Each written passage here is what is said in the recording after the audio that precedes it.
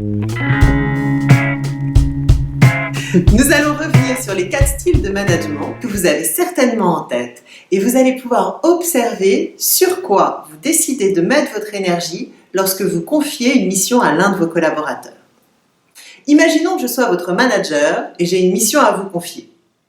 Je vais aborder dans un premier temps le style directif. Pour cela, je vais vous dire le quoi de cette mission, ce que j'attends, et comment je souhaite que cette mission soit accomplie. Le quoi, le comment. Alors, cette mission, qu'est-ce que c'est ? Vous avez à rassembler pour mardi prochain de quoi organiser une collation pour 20 personnes, une collation festive qui va nous permettre de fêter notre nouveau contrat. Et vous avez pour cela un budget de 150 €. Ça, c'est le quoi. Le comment, je vous propose d'appeler lundi la boulangerie du coin et de commander 90 € de mignardise, une belle tarte au chocolat de 10 personnes et puis une amandine au cassis pour 8 personnes. Ça, c'est le comment. Donc là, vous savez ce que vous avez à faire, comment vous allez le faire. Moi, je n'ai aucune surprise à attendre. Je sais que mardi prochain à 17 h, j'aurai ce que je vous ai demandé. Deuxième style de management, le persuasif. Là, je vais à la fois vous dire le quoi, le comment et rajouter le pourquoi. Le pourquoi de ce comment, c'est-à-dire comment moi je suis arrivée à cette décision de vous envoyer dans cette boulangerie acheter ces gâteaux-là. Ça va me demander un peu d'énergie parce qu'il va falloir que je me demande, tiens, mais pourquoi je lui demande de faire ça comme ça ? Et du coup, de mettre de la conscience sur ses choix et de pouvoir vous les expliquer. Ça va vous permettre, vous, de donner du sens à ce que vous faites et d'être plus impliqué dans votre tâche. Donc, je vais par exemple pouvoir vous dire, cette boulangerie, nous la connaissons depuis longtemps, nous avons des tarifs négociés avec eux, je suis sûre que les 150 € pour 20 personnes, il y aura vraiment de quoi manger suffisamment.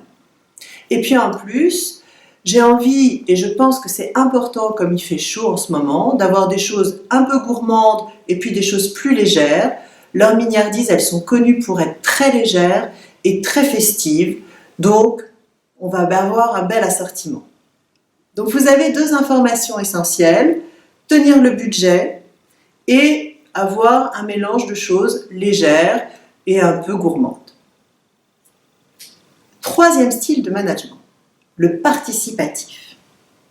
Là, je vais vous dire le quoi et le pourquoi. Et je vais vous laisser complètement libre de me proposer votre comment à vous. Comment vous décidez de remplir cette mission. Et je vais mettre mon énergie sur l'échange avec vous. Et à ce moment-là, si vous me proposez quelque chose auquel je n'aurais absolument pas pensé, qui est très très très loin de moi, par exemple un buffet salé, mais qui tient dans le budget, qui est festif, qui a des choses qui sont légères et gourmandes, ok, même si ce n'est pas ma préférence, je vais pouvoir vous laisser aller au bout de votre idée et vous accompagner là-dedans. Ça va vous permettre, vous, de gagner terriblement en engagement et en motivation. Quatrième style de management, le délégatif. Là, je vais me contenter de vous décrire le quoi. Donc, je vais vous dire que nous avons cette collation organisée, un budget de 150 €, 20 personnes, et je vous donne rendez-vous mardi prochain et je compte sur vous. Donc là, c'est un style qui me demande à moi très très peu d'énergie. Et vous avez vu, chaque style en fait va plus ou moins me demander de temps et d'énergie avec vous. À vous de voir à quoi vous êtes sensible. Est-ce qu'il y a un style dans lequel vous vous reconnaissez plus précisément ? Est-ce que vous sentez que vous circulez entre ces 4 styles ou qu'au contraire, il y en a un peut-être qui vous est un peu étranger ? Et pourquoi vous choisissez ce style de management plutôt qu'un autre ? C'est là toute la question.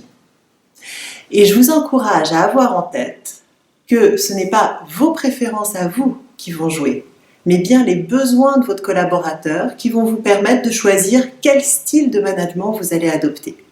C'est ce que nous allons voir tout de suite dans ce petit extrait des Fugitifs que va vous commenter Sylvie.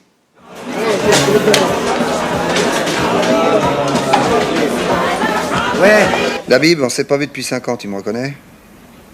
Parfait, voilà, j'ai besoin de ce que tu sais pour un ami. Le plus vite possible, bien sûr. Ok, je te l'envoie. Il t'attend, café du Rond-Point, place Magenta, tu demandes Labib. 2500 francs pour un passeport, 1500 pour une carte d'identité. Merci, merci infiniment. Allez, tire-toi. Je prends le bus, j'y vais à pied, qu'est-ce que je fais? Vas-y à pied. Oui. Dans la rue, ne regarde pas les gens dans les yeux. Pourquoi? C'est une règle. Si tu veux passer inaperçu en cavale, baisse la tête, regarde par terre. D'accord. Rien d'autre? Rappelle-toi que tu n'as plus d'amis. Méfie-toi de tout le monde, surtout des voyous. Ce sont les premiers à te balancer aux flics. Bien. Rien d'autre? T'es un connard, toi. Allez, fous le camp, je suis fatigué.